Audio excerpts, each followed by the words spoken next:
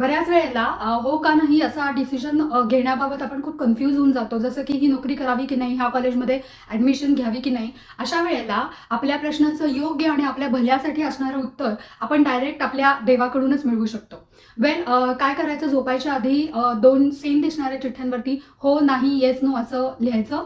ह्या चिठ्ठ्या एकसारख्या घडी करून देवापुढे ठेवायच्या आणि देवाला सांगायचं की मी माझा हा प्रश्न आता तुझ्यावरती सोपवलेला आहे आणि ह्या प्रश्नाचं माझ्या भल्यासाठी असणारं उत्तर आता तूच मला द्यायचं आहेस. सकाळी उठल्यानंतर आजूबाजूचं वातावरण शांत असताना देवापुढे शांतपणे डोळे मिटून बसायचं आणि देवबाप्पाला सांगायचं, आता मला तुझा निर्णय दे माझ्या ह्या प्रश्नावरचा. चिठ्ठ्या हातात घ्यायच्या, खाली पाडायच्या, एक त्यातली चिठ्ठी उचलायची आणि त्याच्यात जे उत्तर असेल ते निश्चितच तुमच्या भल्यासाठीचं उत्तर असेल. आणि ते जर उत्तर आपल्याला पटलं नाही तर मग परत चिठ्ठ्या पाडून परत उत्तर काढायचं वगैरे असं काही करायचं नाही.